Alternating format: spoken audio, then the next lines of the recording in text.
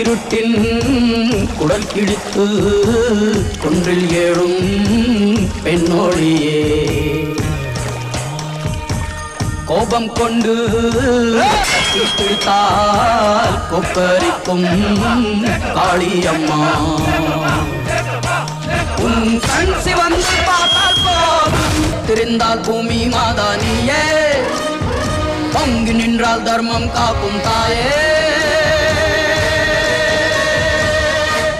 நல்ல ஞாபகம் இருக்கட்டும், இது ஏன் சமஸ்தானம்.